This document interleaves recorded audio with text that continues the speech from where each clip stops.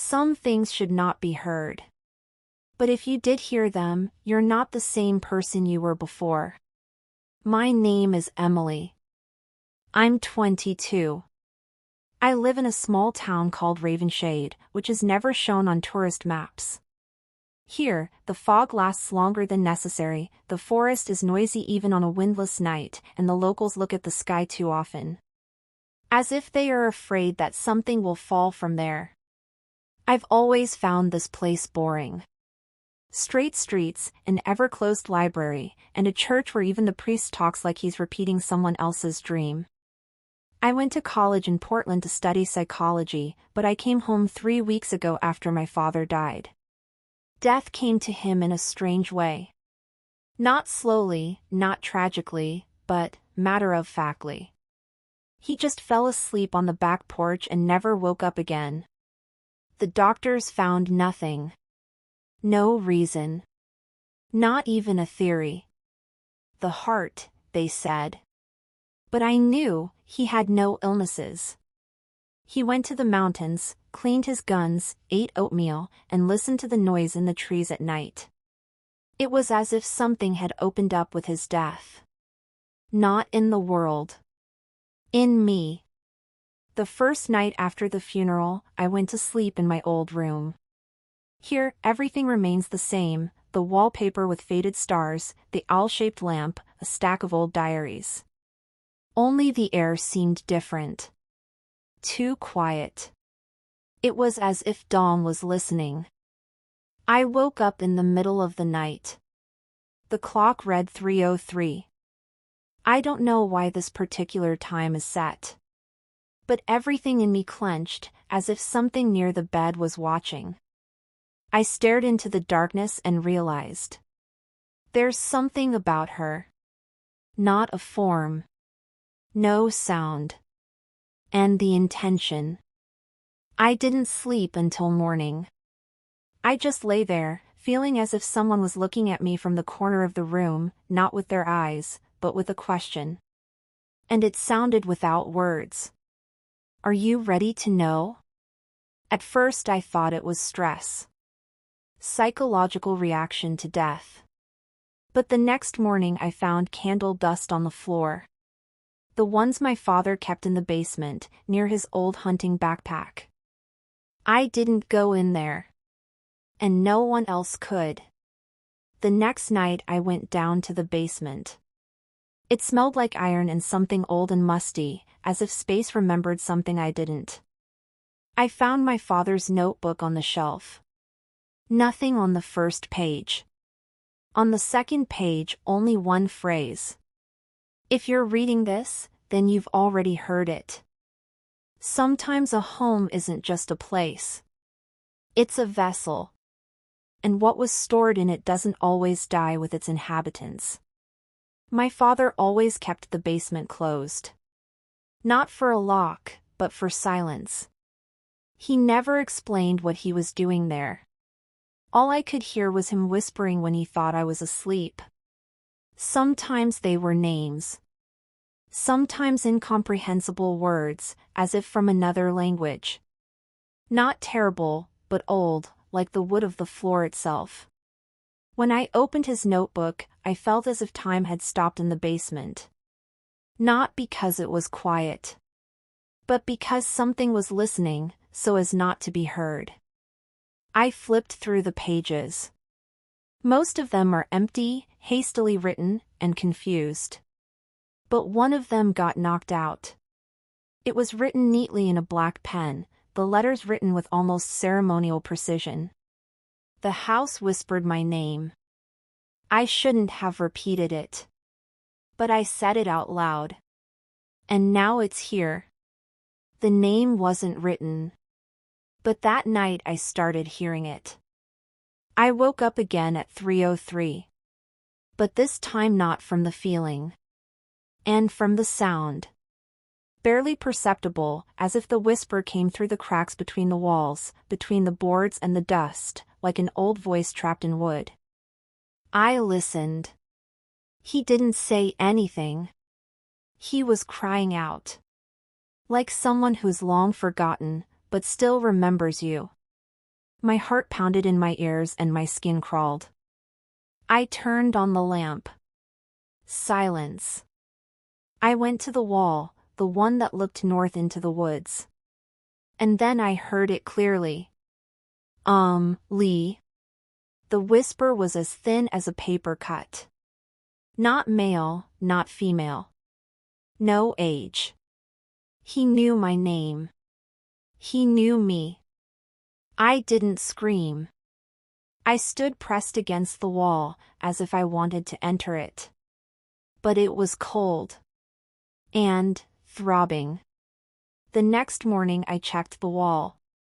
I took down the bookshelf and pushed back the wallpaper. There was a gap between the boards. And in it, something is inserted. Metal. Thin as a blade. It was the key. My father never talked about the safe. Or caches. But I knew he was keeping something. And the key was for that. That same evening, I went down to the basement again. Now I was looking. Not something specific. And the gist of what he was trying to hide. And I found it. There's a hidden door in the floor, under an old rug. Small. Almost a nursery. With a wooden handle covered in dust and soot. I inserted the key. He turned without a sound. And then I heard it, ringing. As if from afar. Not just mechanical. It was as if someone knew what I'd opened and answered. But not in words. A waiting silence. When the door opened, I saw a staircase leading down. But it wasn't supposed to be there. The house wasn't that big. The stairs led somewhere deeper, into a house that didn't exist on the plan. And the smell of candle wax and wet earth wafted out of the darkness below her. I didn't come down. Not then. I just closed the door and locked it. But I dreamed about him all night. A man standing at the bottom of the stairs. With my father's face. And eyes that didn't have any warmth in them. He looked at me and said, "You already let me in. The rest is only a matter of time." Sometimes fear doesn't come from seeing something. It's because it already sees you. I wasn't going back there. When I closed the trapdoor, my hands were shaking as if I'd reached for something alive. But the night had ruined everything. I dreamed of him again. Only now he wasn't standing at the bottom of the stairs, he was standing in my room. He didn't say anything. He just watched. And there was no love in that look. Just something like waiting. I woke up in a cold sweat, with the feeling that he was still there. Outside the door.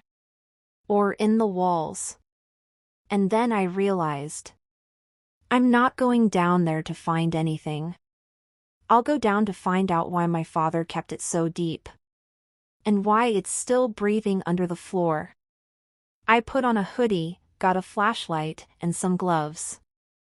I opened the secret door and felt that moist, ancient air again, as if the memory of the house itself was rising from below. The staircase was made of wood, with occasional nails, as if it had been assembled by hand. It creaked as if it remembered everyone who had come down it. I walked slowly. With each step, the lantern's light seemed to be absorbed. The darkness wasn't just there, it resisted the light, as if it didn't want to be revealed. When I reached the bottom, my feet hit the clay floor. Basement under the basement. A place that shouldn't exist. The room was circular. The walls are rough stone, the ceiling is low. There are signs on the walls. Not pentagrams. Not pagan symbols. Something much older. I stepped closer. Each symbol was carved with a knife. And one of them was repeated 33 times. I didn't know what it meant, but just looking at it made my head ring, as if my name was being said on a very low frequency. In the center of the room is a table. Stone. No dust. It has one item on it. Photo. Father. And I'm about 8 years old. But there's someone else right next to us. A shadow. Almost invisible. As if worn out. But his hand is on my shoulder. And I'm smiling. I don't remember that day. On the reverse side of the photo is an inscription from the father's hand. He didn't know what you were going to see. I promised you wouldn't see it.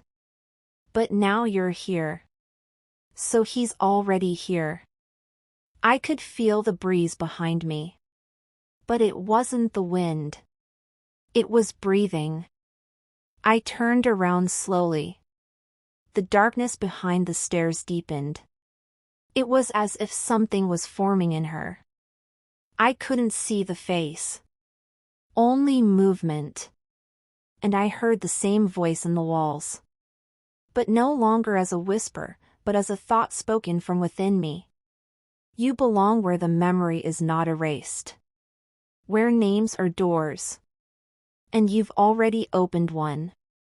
I didn't scream. Because I knew they didn't shout here.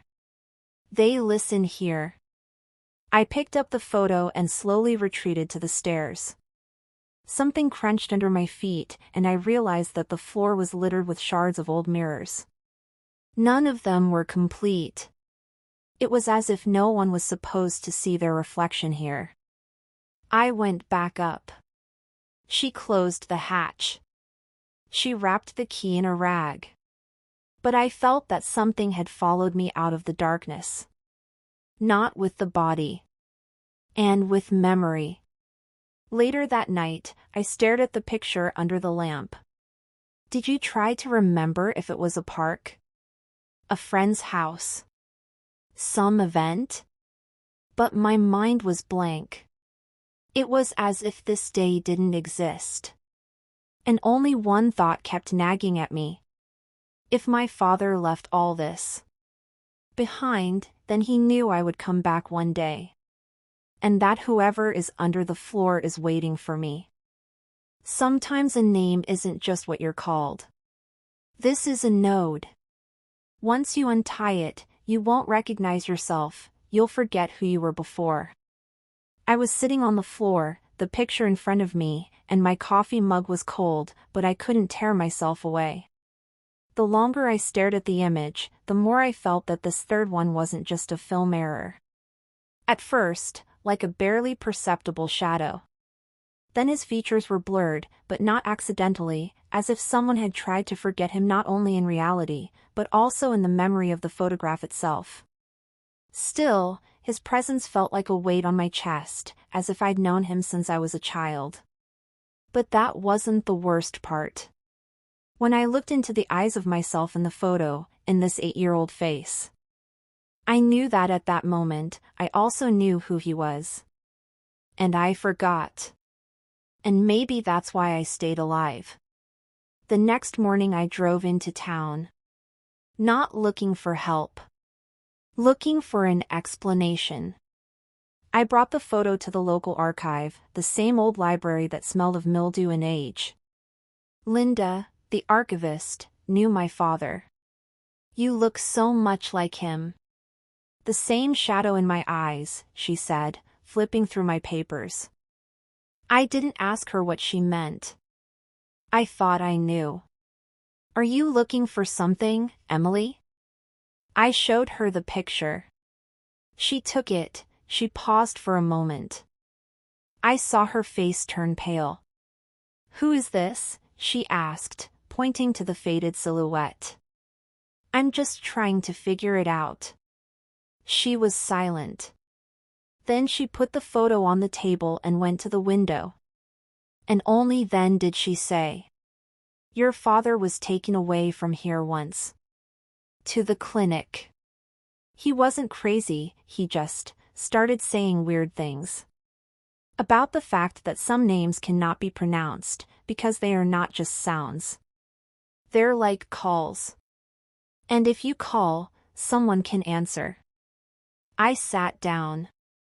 Silently. He wrote the same name all the time.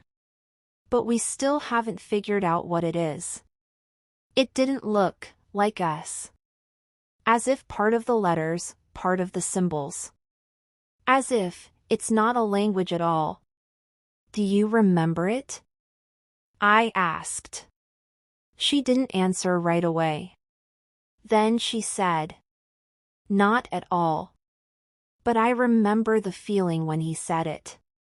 Like air, curled up inside. When I got home, I took out my father's notebook. On one of the pages, not letters. Symbols. Not just drawings.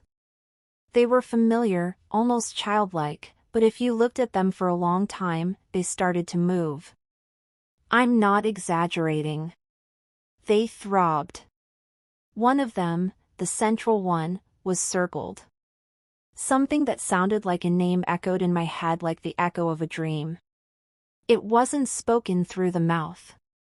It knew itself. And for the first time, I realized. It's not my fear. This is a memory that they tried to erase. Not just me. Everyone has. That night, I woke up again at 3:03. But not from the sound. The realization that I wasn't alone in the room anymore. Not physically. Spatially. It was as if there was another layer of time, face, and intent between me and the wall. I stood up. I went to the bathroom. I turned on the light. I looked in the mirror. And there, behind me, for a split second, was a reflection of someone who wasn't in the room. But it was in the reflection. He was standing a little behind me. His face was mine, but not mine. It was like seeing myself from another life.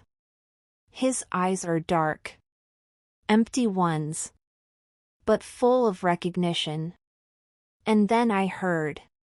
You know my name. You just don't want to remember it. The mirror cracked. Not from the impact. From the inside out. I screamed. But it wasn't fear. It was recognition. Sitting on the floor with the mirror fragments in my hands, I realized one thing. If I remember the name, I will stop being myself. But if I don't remember, it will remember me first. Asterisk. Not all temples are designed for prayer. Some are built to asterisk keep silence inside something that shouldn't speak. The forest began just outside the city limits, where the road disappeared into the fog like a fading thought. There was the Church of St. Lazarus, abandoned, charred with age, but still intact. My father often went there. Without explanation.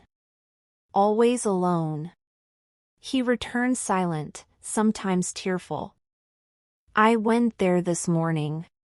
Sunny, clear, and therefore disturbing. Because it was too light for what I felt inside. The church stood as if abandoned by the will of God himself. The boards on the windows, the nails rusted. The door isn't locked. I went in. I immediately sensed that the air was older than the building. It didn't smell like dust. And the earth from the depths of the graves. Cold, timeless. It's empty inside. The altar was dismantled. Shops are overturned. And not a single icon. No cross. Just one big hole in the floor, covered with boards like an unhealed wound. I stood in front of her. On one of the boards is an inscription, burned out, as if left with a prayer, but without faith. He's not a god, but he prays louder than they do. My ears are buzzing. No sound. Word. The one I shouldn't have remembered. It was getting closer. I walked around the altar. At the back is a staircase to an underground room. Remains of masonry. Everything was blackened with candle smoke, as if someone had been burning a fire here for hundreds of years, not for light, but to avoid being seen. And there, at the bottom, I found a magazine. It was handwritten, with cracked pages. On the first page spread, caption. Father Clemens. 1871. The first entry was clear. We built a church on a place where the land no longer wanted to grow. It was here, something. We didn't send him away. We just built walls around it and put up candles. Prayer did not deliver us. But she taught me to live close by. Then came the dates. Years. Names are crossed out. Some of them were repeated. And one of them is mine. Emily W. 2002. I froze. I was 8 at the time. I went back to the main hall. Then I saw that someone had moved the planks over the pit. The hole now gaped like an open eye. I couldn't see the bottom. But the smell of wax and something else was rising from below, salty. Like tears. I took a step closer. At the bottom of the stairs, it goes down into the darkness. I didn't dare go down. While. But suddenly the wind slammed the doors of the church behind me. I stayed inside. At that moment, a chant came from the darkness below. It's not human. Not a choral event. The voice is one, but it sounds like a lot. He didn't sing the words. He was remembering. And every word of this chant echoed inside me, as if I had been taught it, but I had forgotten how to pray in this direction. I snapped out of my stupor. I ran for the door. The door gave way, but not completely. Before I jumped out, I thought I saw something peering out of the pit. Not the eyes. Meaning. At home, I turned to the last page of my father's diary. There was only one sentence. Her name was known before she was born. She hadn't forgotten. I just haven't remembered yet. Then I realized. They're not waiting to drag me away. They're waiting for me to say something out loud that I should have remembered long ago. And if I do, the world will no longer be what we thought it was. There are some sounds that can neither be recorded nor reproduced. Because they weren't made for the ears. They are for the memory of the soul. And when you hear them, you don't learn. You remember. The night after church was not complete. I fell asleep, but I didn't feel like I was in a dream. I felt like I was in the shadow of a dream, as if someone was using my thoughts as a bridge to pass through me. I heard singing. The one that sounded from below. But now it was in me. Without words. Without a ringtone. But that was his strength. I woke up at 3:33. My face was wet. Weeping. But I didn't remember crying. And I understood, I have to go back to the church. Go down. Not just to find out. And to meet. The morning was gray, colorless, as if the world didn't want to be full. I was driving down the same road. But something has changed. The forest now seemed to be watching. As if the trees were leaning closer, the leaves whispered to each other. And there wasn't a single bird. Not a single sound. I entered the church. This time, the silence was different. Not empty. Waiting. The stairs down gaped open. I took out my flashlight. She took a step. The stairs creaked under me, but not from dilapidation. They creaked to warn you. The basement was wider than I'd thought. It went deeper into the forest. Like the church is just the top. And below, roots that reached out to where the song was made of stone and darkness. I was walking. Long. The lantern light seemed to go out a few paces away. But ahead, the glow was getting brighter and brighter, neither solar nor electric. It did not illuminate, but exposed. I went out into the circular hall. The walls are as smooth as polished marble. But warm. As if they were breathing. There's a spiral of ash on the floor. I knew I couldn't go inside. Still, I took a step. At that moment, a song began to sound. But not with your ears. Every cell in my body heard it. It was, all at once. Mother's lullaby. The whisper of a forgotten name. Baby crying. Voices from a past you didn't know, but that knew you. I fell to my knees. The tears flowed freely. I didn't know what I was remembering, but I did. It's always been there for me. And then a shape appeared in the center of the spiral. Not a person. Not a ghost. Memory made flesh.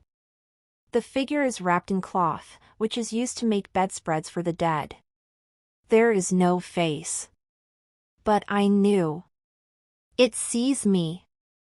And he knows how scared I am. And then a voice. Loud. Not a voice. Thought. You came. For the third time. 3 times without remembering. On the 4th day, you can open it. Open what? I whispered. Who are you? The answer was simple.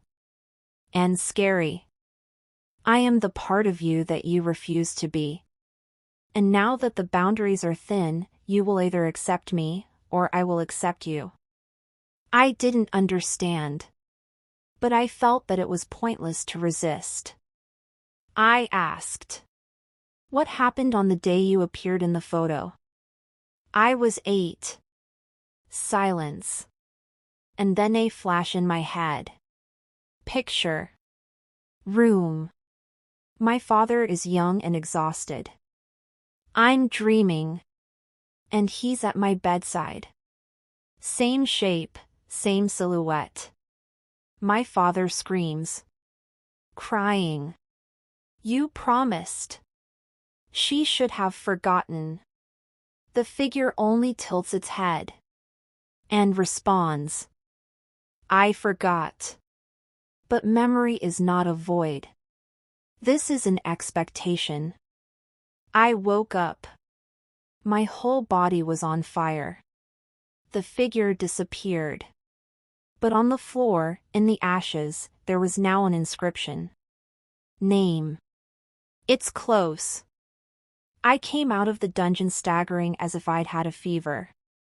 But she knew. The next step is not to the church.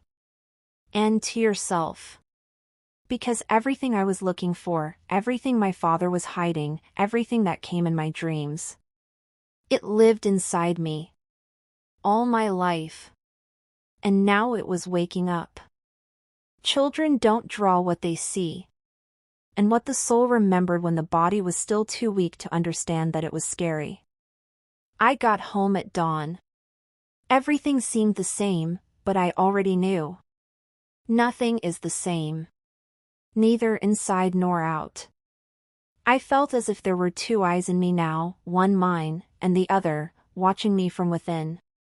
Not threatening. Not friendly. Just waiting. I didn't sleep. I just sat on the living room floor, sorting through old boxes, trying to find something that might connect the past to the present. And I found it. In the album, between the pages, a sheet of children's paper with torn edges. It has a drawing on it. Pencil. Nothing bright. No sun, no rainbows. Just a little girl me. Next to him is a man who looks like my father. And the third figure. High. Without a face. With long arms. Around his head is a halo of symbols similar to the ones in his father's notebook. Only, they looked alive. They seemed to be circling like flies around the world. On the back, signature. This is a true friend of mine. He can sing without sound. He tells me I'm special. I was shaking. I didn't remember drawing this. But the handwriting is mine. The style is mine. The fear growing in my chest is also mine. I took the drawing to Linda, the archivist. She looked and immediately recoiled. Emily, do you know what this is? Not at all. But I feel like I should. It's not just a drawing. This is a signal. Scheme. A window. I didn't understand. When your father was in the clinic, he said that children remember more easily. That they have fewer layers and less noise. He said that if someone had drawn him the real image, he would have been able to come, not from anywhere else. And from the child itself. I remembered a phrase from my diary. She hasn't forgotten. I just haven't remembered yet. This drawing. I whispered. I drew the entrance. Linda nodded. Gradually. And now that you're an adult, he's waking up. He's inside. Not like a demon. Not as a spirit. And as part of yourself. I couldn't sleep that night. I sat on the bed with the drawing in my hands and tried to understand. What if I'm not just a person who's had a near-death experience? And the guide? What if my entire path is not to restore memory, but to prepare for opening? At 3:03. I heard singing. Again. But now it's inside my room. The same motive. Without words. And the voice wasn't external. It was coming from my throat. But I didn't control it. I opened my mouth and heard myself say. His name, approaching. Don't say it. Otherwise, the one who uttered it will disappear. I grabbed the mirror. My face was mine. But his eyes were deeper. As if I wasn't behind them. It's like there's someone looking back. I heard footsteps in the hallway. I'm alone. But the steps were slow, heavy, and sure. And then I understood. He's right there. Not as a creature. But as a name inside my language. And if I say that name, everything changes. Not just for me. But for everyone. When you die, your body is an empty temple. And if God doesn't come in, someone else can. Not as an invader. And as an old friend. They found me dead on Route 74, 40 minutes from Albany. The ambulance recorded 4 minutes and 17 seconds of cardiac arrest. I was officially gone. But I came back. Too fast. And too different. I decided to go there, to that very place. The road was empty. The dead trees on the sides creaked as if they were repeating an old mantra. Recognition washed over me as I got out of the car. I didn't just remember, something was falling into place inside me. Like a key in a lock. There was still a dark dent in the asphalt, the impact mark. I put my hand on it and felt my pulse go inside. My heart stopped again for a moment. I fell to my knees. There's a flash in front of my eyes. Not the light. Shadow. Black as a funnel. And there's something in it. It wasn't coming any closer. I was moving toward him myself. There was no uniform. But there was a name. Not spoken, but recognized. You gave me your body back then, Emily. Not out of fear. Out of the void. You made room, and I entered not as a conqueror, but as a duty. Who are you? I whispered, but it wasn't a question. More like a confession. The answer didn't come out in words. It went through my veins. It was as if my body remembered him to the bone. I'm not a demon. I'm not an angel. I am something that has been forgotten, because to say me is to start anew. I opened my eyes. It was night. There was no car. The mobile phone is dead. But there was a woman standing there. He looked about 60 years old. Gray hair. A black coat. Barefoot. Emily, she said, as if she'd known me all her life. You almost said it. You have to stop. Who are you? My name was Grace. In 1976. I also wore it. But I didn't say the name. I kept him inside. And now, she nodded at her hands, which were shaking now on dissolving. Why doesn't anyone tell the truth? Because truth is not a word. This is an action. And if you say the name, the world won't die. It will be different. Not worse. No better. Just a stranger. I stepped closer. That name, that word? Is this a code? She grinned. The smile is sad. Prayerful. It's not a word. This is a pattern. You can draw it, say it, sing it, feel it. This name is a form. And you've already started wearing it. Look at the hand. I raised my hand. There was the shadow of a mark on his wrist, just under the skin. The same spiral from the dungeon. I chose him? Grace was silent. Can I still choose? No. But you can move the selection further. Or shut it down. But then you'll disappear. And if I tell you the name? She nodded slowly, very slowly. Then everything will be visible.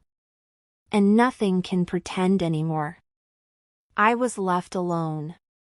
The forest became silent. Even the air stopped moving. I knew it was time without time. A moment when you can say a name and it will hear itself. I opened my mouth. But she didn't say. Because inside of me, someone was already singing. And I realized. You don't need to say the name. It says us. Some voices don't make a sound. But they sound through my thoughts like rain through a roof. And you don't know if it's what you're saying, or if you're just being allowed to think it's your voice. Name. It throbbed in the back of my tongue, like a hidden wound that couldn't be healed, only accepted as a part of me. From the moment I met the woman named Grace, I felt something unraveling inside me. Not as an illness, not as an obsession, but as the return of something I've always worn. Like pregnancy with darkness. But there was one person I had to find before it was too late. Pastor Miles Hogreave. A friend of my father's. A minister who left a church after something happened that no one talks about. He lived alone in an old house in the foothills of the Appalachian Mountains. I knew he knew the truth. Not religious, but real. A rough one. The one that can't be printed in the Bible. When he opened the door, I thought he was 100 years older. His face is lined with wrinkles, his eyes are like glass, behind which something smoldering, forbidden is raging. He wasn't surprised.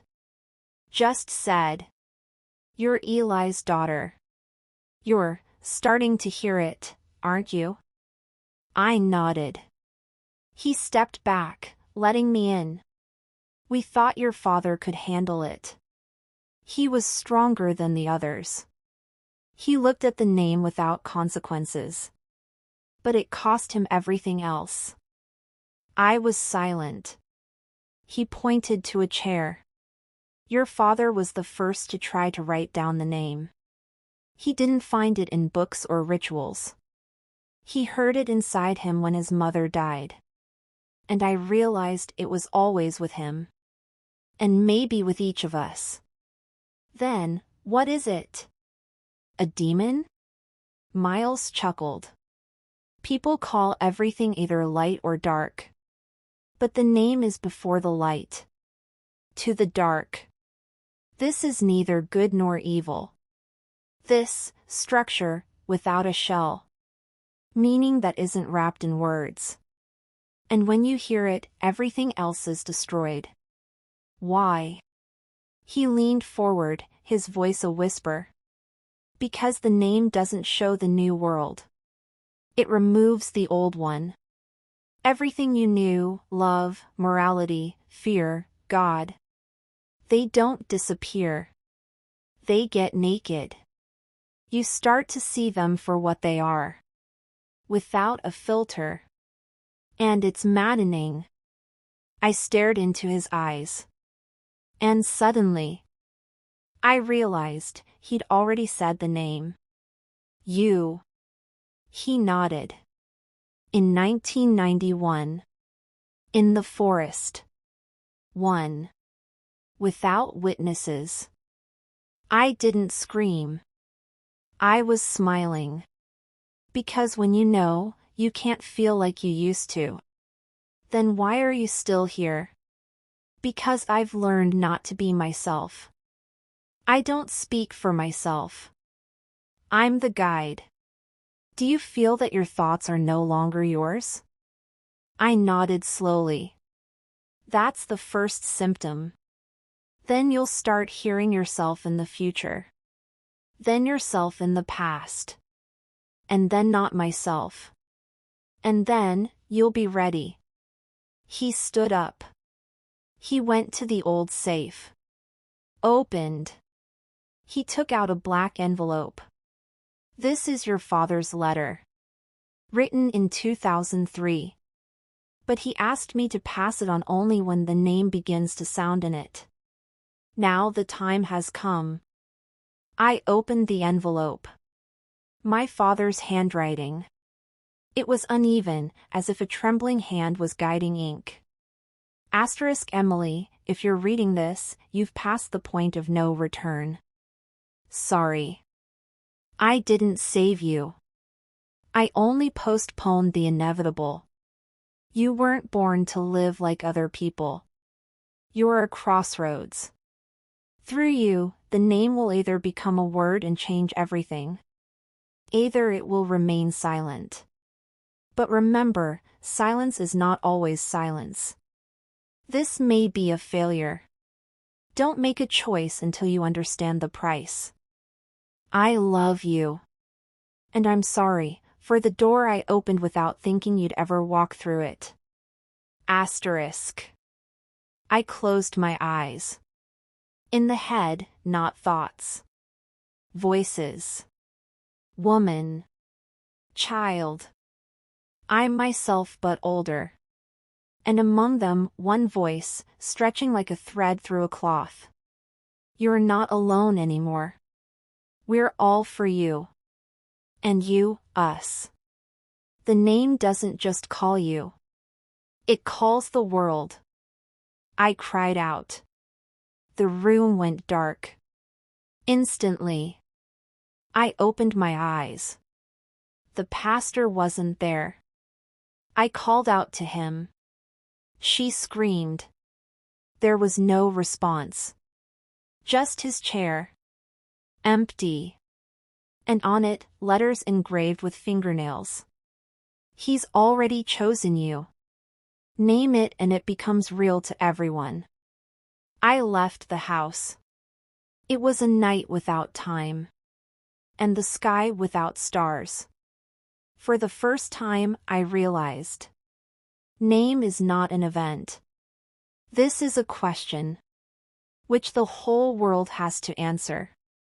Either consent or silence. And I was the first to hear it. When you say his name, you don't become who you were. You become someone you've never been before, but you've always been there for yourself. And then all the eyes that look at you become yours. I was standing on the street in front of Pastor Miles's house, and I couldn't understand what had happened. He disappeared, leaving only an empty chair and a strange feeling that I was being watched all the time. Asking questions in my head, I couldn't leave. I knew I had to do something, but what? I turned and saw them. Ghosts. They stood there, in the shadows of the trees, like invisible watchers outlined in the same dim light that had lingered in the air after Miles had disappeared. Their faces were blurry, as if they only existed at a certain point in time, the gap between thoughts, between words. Each face was different, but each was familiar. A childhood friend. Father. Mother. And there were others I couldn't recognize, but their presence was indescribable. They didn't talk. They couldn't talk. We just watched it. Their gazes weren't judgmental, but uneasy. There was no aggression in their eyes. There was more regret. And there was something else I couldn't understand, something that tied them to this moment. One of them stepped forward. He was tall, with the edges of his face burned away, as if he had been burned by fire but not consumed. His face is like a ruin, frozen in the void. You came to tell me, didn't you? His voice sounded like a whirlwind from the past. I recoiled, but not from fear. It was the same voice I'd heard in the woods. He spoke with my thoughts, spoke as if I had created him. I don't understand. He didn't answer. I was just looking. Then suddenly his face was clear.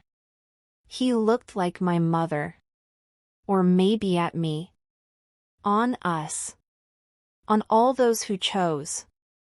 He spoke again. We've all come to this point. Everyone who's ever seen it, and those who haven't. We are all attached to the name because it is us. I didn't choose that, I said, even though I didn't feel like I was saying it to him, but rather to myself. He nodded. You say you didn't choose, but everything you did brought you here. You are the echo of the decision. You can't run away. We can't. And you're not alone. Other figures began to move, slowly, almost invisibly. They were all around me. Every glance was a grain of sand in the clock, every glance was a part of what I could only comprehend. Who are you? I whispered, realizing I couldn't take my eyes off their faces. Something drew me to them like a magnet. We were the ones who had heard before. But unlike you, we couldn't stand it. We didn't say the name. We couldn't be what we were supposed to be. The voice was hoarse, like distant echoes. I stood up, taking a step back. Are you all cursed? We're not cursed. We are released. But the price of freedom is that we can't leave. We were selected and couldn't be selected. You, Emily, you have a chance. It sounded like something important. I felt like those words were dragging me into the abyss. They weren't a threat, but rather, like an invitation to the void. I looked at their eyes. Then she realized they were all in the mirror. Each of them is not just a ghost. That was my way. A path of choice that I haven't made yet, but may have already chosen. They were part of my choice, part of my existence. Why don't you tell me? Why didn't you warn me? We can't. We have already made our choice. We've already said it. Now you have to tell me.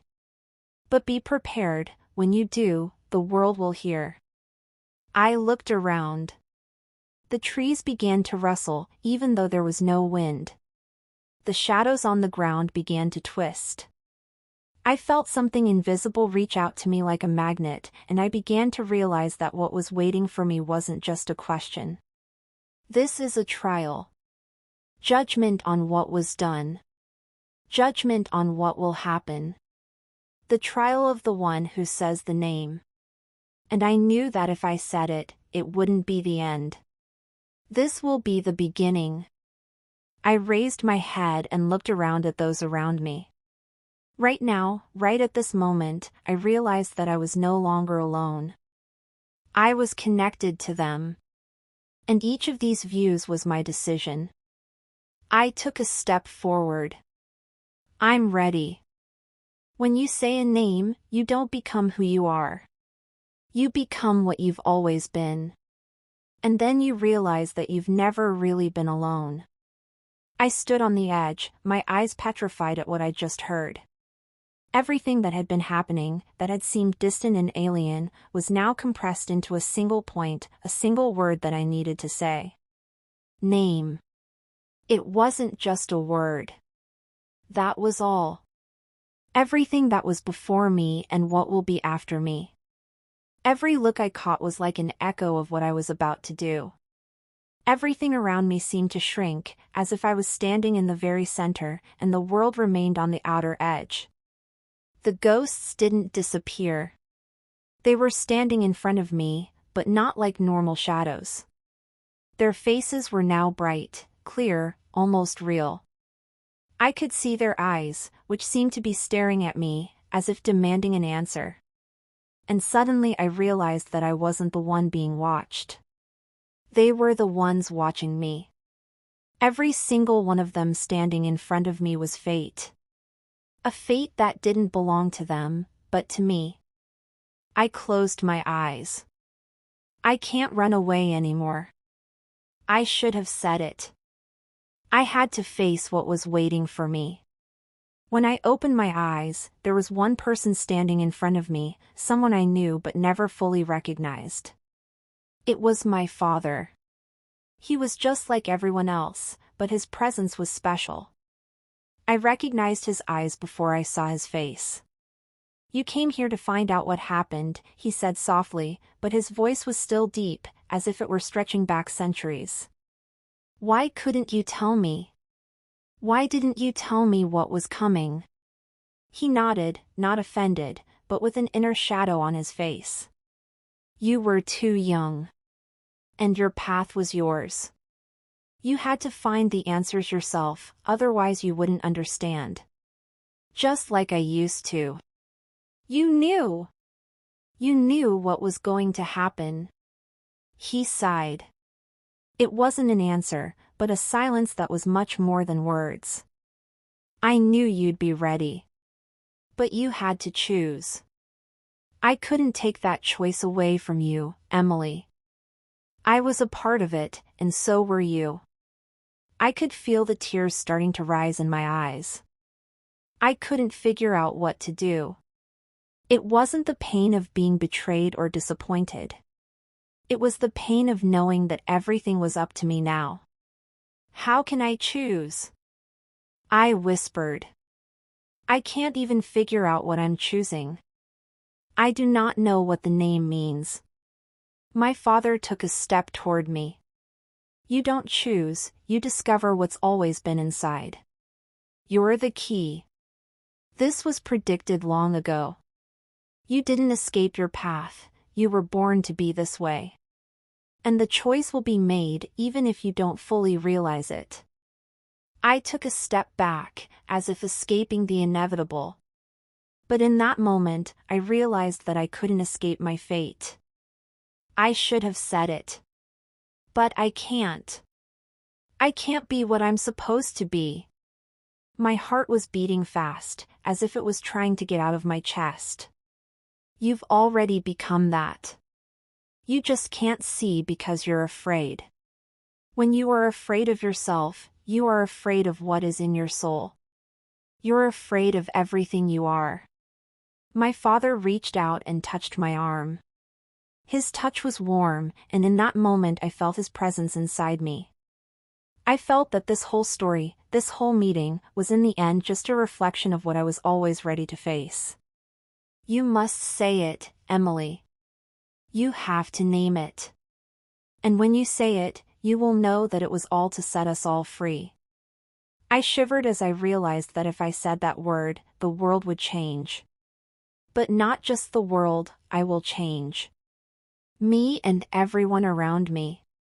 And there will be no turning back. I took a step forward. My lips whispered it. I didn't remember when I started talking. I didn't remember what I was saying, but the moment the word came out of me, the whole world froze. I felt it. Name. I said it. And suddenly the world was gone.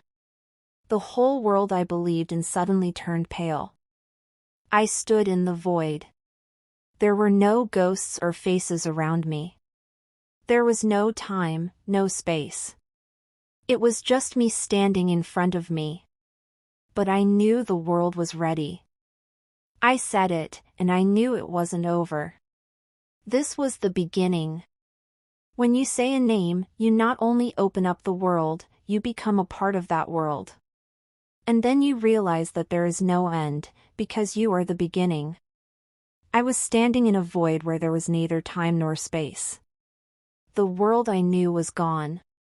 Everything I'd ever seen, felt, or experienced was like a mirage, dissolving into what now seemed to be the most important thing. I was in the middle of it, but I couldn't figure out what was going on. There were no sounds, no lights. All that's left is silence. I felt my heart beat faster and faster, trying to figure out what I'd really done. I said the name. I knew it would be more than just a word, but I couldn't imagine that this word would lead me to a new reality. Weeping. My eyes filled with tears. I couldn't hold them back. They were not from fear, but from awareness. Now I realized that the moment I said the name was the beginning of everything that could have been. It was a choice. My choice. You did it, I heard a voice say. The voice wasn't familiar. It was a new voice. A voice that had never belonged to anyone who had stood next to me in this world before. It was a voice that sounded from both inside and outside at the same time. You brought the first light, the voice continued, and now I saw more than just fog. I saw the light. He wasn't like the light I knew, but something more. He was a part of me. Part of what I felt inside. It was real, but also invisible. I started taking steps. There was no land, no road, but I was still moving. This light guided me. And suddenly I realized that I was moving not just through the air, but along some invisible paths. These paths were part of me. I was part of something much bigger. Suddenly, everything began to take shape. I saw faces, but they weren't ghosts, they weren't dark forces. They were souls who, like me, were part of this new world. My own sins. My own fears. My own fault. It was all in front of me. And then I realized that the world I had entered was no longer the one I once knew. It wasn't just new. He was a changeling. Everything I saw was now inseparable from me. This isn't over, Emily. This is the beginning. The voice was clearer than ever. I was standing in front of an invisible ocean that seemed to be the beginning and the end. But what did it mean for me? What will happen to those who haven't heard the name? What about those who were not ready to take the step? Will the world really change for them? I couldn't find an answer. This ocean, it was like life itself. It was full of questions, but it was a part of me. And all these questions had to be answered. But what if there is no answer? What if we don't fully understand what it means to be prepared? My heart beat in time with the ocean. I was part of this ocean, and it was part of me. And then I realized, the future is not just an event that will come. The future is the choice we make when choosing our path. The future is what happens when we are not afraid to look into the unknown and realize that we are not just passengers. We are guides. We are the ones who lead the world forward. I took another step, and the light filled me. I felt the world fill with sounds, as time returned. But that was not the time. It was a new world, a world that I was creating with my actions. With every step I took, I realized that it didn't matter what had happened before. What matters is what's happening now. And this moment wasn't just important. He was important to everyone. Because no matter how hard I tried to understand what I had done, no matter how hard I searched for answers, I knew that my actions had become part of this world. I'm not alone. We're all together. And now we were faced with seeing the future. Emily went through her journey, made a choice, and came to the realization that this choice is not the end, but the beginning of a new world. She learned that each of us can be not just a passenger, but a guide to the future that we create ourselves. We are all part of this journey. Thank you for listening this story.